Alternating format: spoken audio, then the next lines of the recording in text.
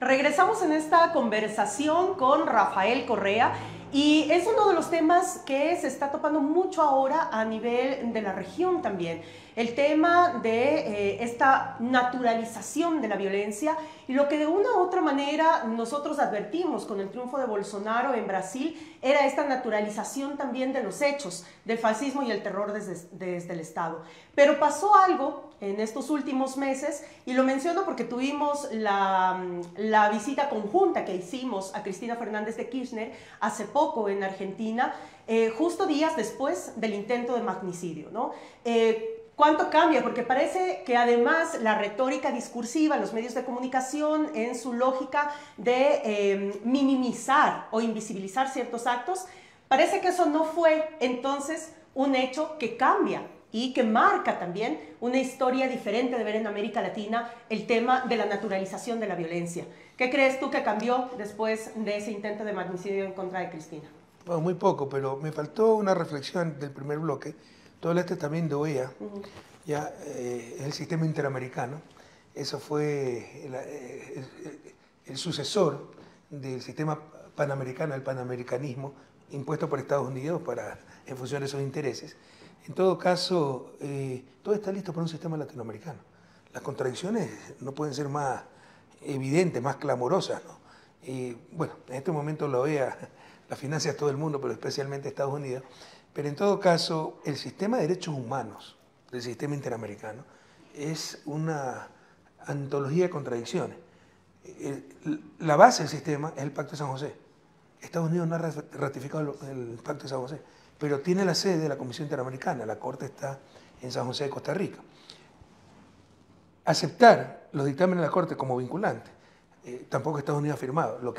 Los que han firmado prácticamente en su totalidad todos los instrumentos vinculantes de derechos humanos interamericanos son los países latinoamericanos, ni siquiera el Caribe anglosajón, pero sobre todo los países latinoamericanos. Entonces está todo listo para un sistema latinoamericano. Decir, bueno, muchas gracias, continuamos con la Corte en San José de Costa Rica, jueces tiempo completo, porque son jueces que sesionan por periodos y uno de los problemas del sistema interamericano es que se demoran décadas en resolver los casos y algunos son de urgencia. Yo creo en un sistema unicéfalo como el europeo, no bicéfalo, que aquí tienen comisión para promover los derechos humanos, pero actúan poco menos que con la rigurosidad de una ONG, una asociación de Boy Scouts, y con sede en Washington, y financiada por Washington. Su relatoría, son 8 relatorías, una de ellas especial, con presupuesto aparte de libertad de expresión, ¿por qué será? Ahí está metida la CIP, ¿no? Es todo el lobby de los grandes medios de comunicación. Entonces, ha perdido toda lógica. Bueno, no quiero exagerar, o sea, puede ser que haya cosas todavía para lo cual sirve la comisión, pero nada que no pueda hacer la Corte. Y ellos tener tal vez una instancia para promover derechos humanos, que es el rol fundamental de la comisión. Entonces yo creo en un modelo unicéfalo, no bicéfalo, de derechos humanos latinoamericanos, y todo está listo, porque somos nosotros los que hemos firmado todos los instrumentos. Estados Unidos no ha firmado ninguno, y tiene la sede de la Comisión Interamericana. Son contradicciones demasiado clamorosas. Bueno, quería hacer ese paréntesis. Sobre lo que tú me dices, que ha cambiado nada, hay una gran hipocresía, ¿no? Porque los grandes demócratas, defensores de derechos humanos, por lo menos permiten estas cosas, ¿no? Así que no las impulsan directamente. Entonces ya cuando le peguen un tiro a Cristina, la eliminen, o me lo peguen a mí, nos eliminen, y ya no haya peligro para el sistema, ahí sí se van a rasgar la vestidura y van a denunciar esa extrema derecha. Pero mientras tanto la dejan actuar, no la enfrentan, ¿no? ¿Cuánta derecha la Argentina denunció con la fuerza que correspondía a un hecho tan grave? Cristina está viva de milagro, porque los dos disparos del asesino se trabaron, ¿no? Entonces, eso se está dando en Europa. O sea, es la derecha que inocula odio en el corazón a través de sus medios de comunicación, genera estos extremos tan violentos, fascistas, y una derecha que aparece como democrática, liberal, moderada, lo permite.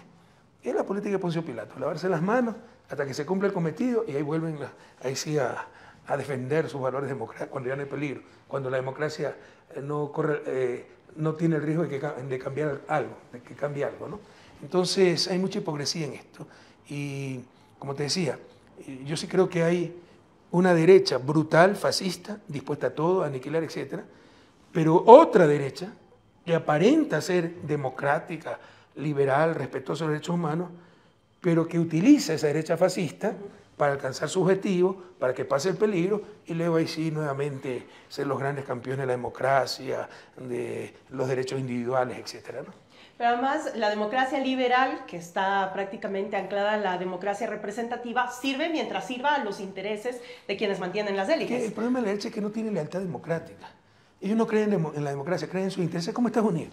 No creen en sus pueblos, creen en mantener sus espacios. ¿Cuál es el denominador común de las intervenciones de Estados Unidos en América Latina? La democracia. Bueno, han invadido gobiernos democráticos, como también han invadido dictaduras. Pero el denominador común es la defensa de sus intereses, no nos engañemos. Así son nuestras élites. Son demócratas hasta que la democracia mantenga el status quo. Cuando hay el riesgo de que algo cambie, se acabó la democracia, se acabó todo. Porque el denominador común no es la democracia, no son los derechos humanos, no es el progreso de los pueblos, es defender sus intereses. No hay que engañarse. Tenemos democracias debilitadas y cada vez en mayor riesgo, que es lo que vimos también recientemente en Brasil, después del triunfo de Lula da Silva, una toma que muchos han puesto en el debate sobre el tema de lo organizado del fascismo de estos tiempos, ya actuando en masas, que fue lo que pasó justamente en Brasil. Y no se diga de estos días que estamos atravesando también por un terror de Estado implementado en Perú, donde nosotros decimos, hay más muertos en las calles que días de gobierno de Dina Boluarte. Todo esto, ¿cómo influye en esa naturalización, en esas muestras de fascismo, pero sobre todo en cada vez el debilitamiento más de la democracia? Bueno, eso no es nuevo en América Latina, ¿no? En América Latina tal vez ahora se conoce más, ¿ya? Pero las dictaduras de los 70, el Plan Cóndor, coordinado de Estados Unidos, que fue aplastar gobiernos democráticos, como el de Allende. El primer presidente porque había el riesgo de que cambiara finalmente algo, ¿no? Y las represiones, hoy nos sorprendemos, y hay que sorprenderse, con las represiones brutales en Perú y las represiones de la década de los 70. No solo en Sudamérica, en Centroamérica.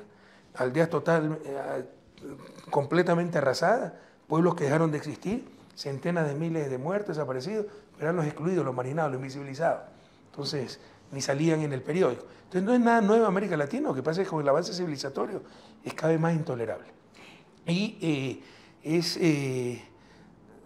la representación de cómo, por ejemplo, el caso de Brasil, lo de Bolsonaro, cómo los liderazgos transmiten antivalores a sus seguidores.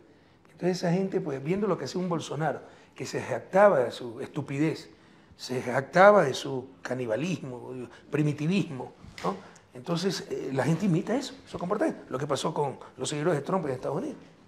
Y eso es más grave, que Trump, Estados Unidos es un país que se ha basado en dos principios fundamentales, que para los gringos son sagrados: la verdad y el respeto a la ley, ¿no? The rule of law. Esos dos principios fueron destrozados por Trump. Eso nunca se ha visto en la historia estadounidense. Bueno, y ahora también lo tenemos nuevamente en disputa en Estados Unidos, sí, ¿no? Realmente vuelve a ser presidente. Exactamente. Sí. Y esto no está tan lejos de la dinámica ecuatoriana. Es decir, tanto octubre del 19 como el pasado junio del año anterior, se vio también cómo la policía nuevamente las fuerzas públicas, más bien dicho, retoman nuevamente esa lógica de represión, ¿no? Las fuerzas de la represión y sobre todo de poner el terror, el miedo, para anular justamente la fuerza organizativa. Y esto es aupado por algo que ya lo mencionamos en el primer bloque y que tú lo dijiste con mucha claridad: el rol de los medios de comunicación.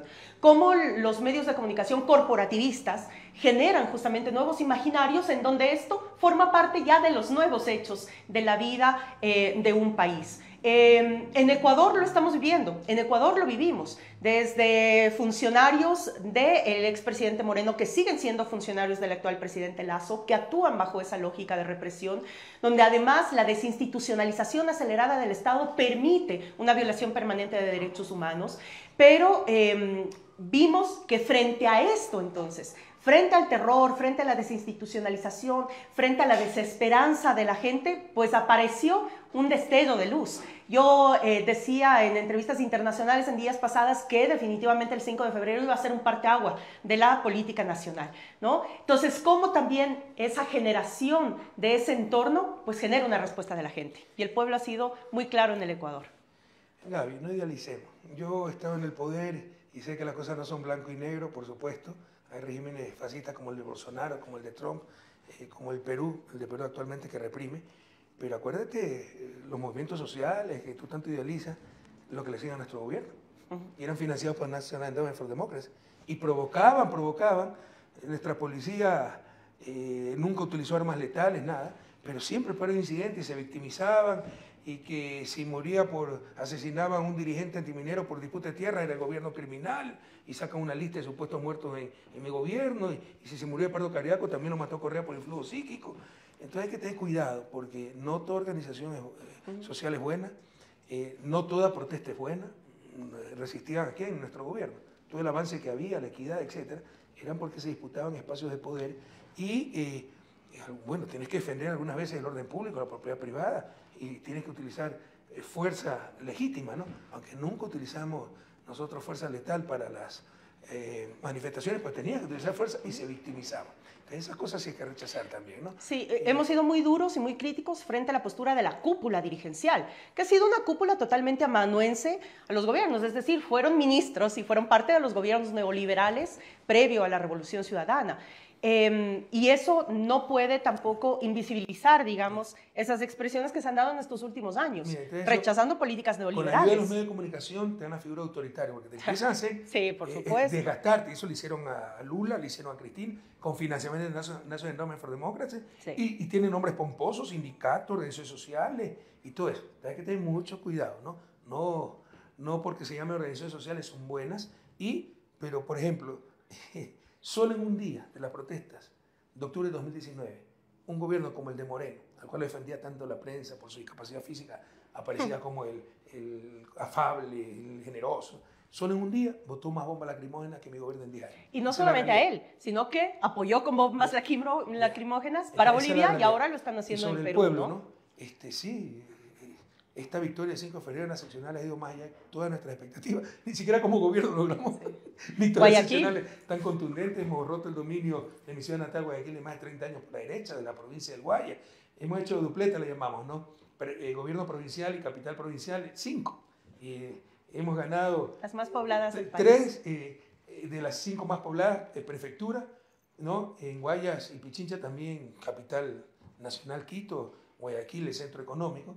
Pero en las 5 más pobladas son Guayas, Pichincha, en este orden, Guayas, Pichincha, Manabí, Azuay y Los Ríos. En todas, o ganamos prefectura o ganamos capitales provinciales, ¿no? Hemos tenido unas 70 alcaldías.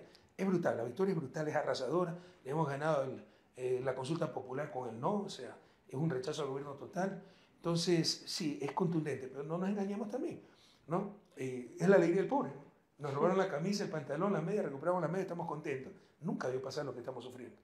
Y parte de lo que ha pasado, porque sí, no nos engañemos. El pueblo perdió confianza en nosotros, no frente a los hechos, frente a lo que estaban los medios de comunicación. Sí. Pero habían cosas inverosímiles, me explico, absurdo. Una sentencia por influjo psíquico, ¿no? O que éramos corruptos y teníamos la inversión pública más alta del continente. O sea, denos el premio Nobel de Economía, porque ¿cómo podemos robar tanto y tener la inversión pública más grande del continente? Eran cosas absurdas, ilógicas, y mucha gente la creyó. Ya después de tanto dolor se están dando cuenta, pero aprendamos de la dura experiencia. Nunca más dejarnos manipular. Entendamos quién en verdad actúa por el bien común y quién funciona esos intereses. Esa prensa hegemónica es representante del status quo, el cancerbero del status quo. Nosotros somos gente de clase media, de izquierda. Yo no soy tonto, tengo muchos títulos. Para mí lo más fácil sería ser banquero, pues si pienso en mi bolsillo. O sea, hablamos lo que no nos conviene personalmente, lo que conviene a la gran mayoría. Esa gente habla lo que le conviene a ellos. Neoliberalismo, sálvese quien pueda, porque son los ganadores. Y entonces, a estar atentos. O sea, yo lo que quiero es transmitirles que, sí, gracias a Dios al pueblo ecuatoriano hemos tenido una victoria extraordinaria este 5 de febrero. Pero después de 5 o 6 años de destrucción, y mucha gente cayó en esa trampa. Ojalá aprendamos de la durísima experiencia. El argentino José Pablo Feynman dice que ese es un círculo vicioso, ¿no? De los sectores empobrecidos que apuestan por una salida por el progresismo, pero mejoran su condición de vida gracias a las políticas de redistribución de la riqueza, y ese aspiracional nos gana y terminamos dando nuevamente el poder a una derecha que vuelve a retroceder el estándar y la calidad de vida. Y eso lo hemos hablado mucho, tú lo caracterizas, digamos, a través de este ejemplo de la Florinda, de Doña Florinda, es decir, hay varios hechos que no solamente han pasado en Ecuador, sino en los países de América Latina, y por eso es que es tan importante que este año, a propósito además del cumplimiento de los 200 años de vigencia de la doctrina Monroe, que estemos debatiendo justamente sobre estas nuevas prácticas que atentan a las democracias, a los estados de derecho, empezando por la guerra judicial de la que hemos sido víctimas muchas y muchos de nosotras y nosotros a nivel de la región, pero además también de la cultura como respuesta al cambio de la matriz cultural, como respuesta justamente a estas nuevas prácticas. Y nosotros lo hablábamos mucho, y yo recuerdo el día que tú salías del Ecuador para Bélgica, en esa despedida que tuvimos en el aeropuerto, tú decías cuánto necesitamos y cuánta falta nos hizo transversalizar justamente esa formación, esa información, esa lucha, ese cambio de la matriz cultural, para que no se repitan estos círculos viciosos en los que parece a veces nos sumergimos. Sí, es que a los gobiernos de derecha le reclaman por no hacer algo, a nosotros nos reclaman por no hacer todo. Y cuando tratamos de hacer todo somos los caudillos, los autoritarios. Entonces también queremos que cambiar la cultura del país, ser líderes espirituales. No podemos hacer todo, ahí está el trabajo de todos los cuadros, la militancia, la organización política, organizaciones sociales, ¿no? Pero tampoco nos engañemos. El problema que tuvimos nosotros en Ecuador, ¿no? La traición que cambió temporalmente la historia del país, pero que ha destruido el país, que tanto dolor humano nos ha costado, perseguido, Gaby ha sido perseguida, su padre fue encarcelado, su casa allanada, y ahora declarado inocente. En los titulares salió el presidente de la República en cadena nacional diciendo que el padre de Gabriela era su testaferro, que con él lavaba los millones. Lo declararon inocente un año después, no sacaron media letra. Eso es lo que hemos tenido que enfrentar. Y hemos sido afortunados nosotros porque ha habido gente presa, más de 5 años, patriotas, honestos, etc. Entonces, ha habido mucho dolor humano, el costo es inmenso, pero no nos engañemos. La traición no vino por problema cultural, por falta de formación ideológica, como le encanta decir a la izquierda, en los lugares comunes, ¿no? Es el problema de formación ideológica. Vino por falta de principios morales. Sí. Los que nos traicionaron fueron los izquierdistas históricos, los oráculos, los puros, la apostocracia de la izquierda, los que estaban lecciones, ¿no? De principios ideológicos, de moral y buenas costumbres, y fueron los primeros en venderse por el primer plato de lentejas, entre otras cosas, porque eliminándome a mí ellos podían ser presidentes de la República alguna vez, candidatos, etc. Entonces, no nos engañemos, ¿no? No es un problema tanto cultural, en el caso ecuatoriano lo que pasó, sino de cuestiones de principios ya, ¿no? No es de formación política, no, nos traicionaron los que tenían mayor formación política, no nos engañemos ahí, es un problema de valores.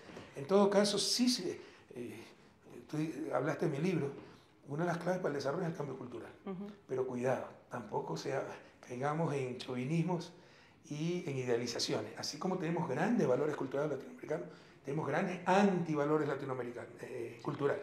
Sí. Gramsci hablaba de la crítica a las costumbres, ¿no? Y tenemos que criticar esas malas costumbres y superarlas para superar su desarrollo.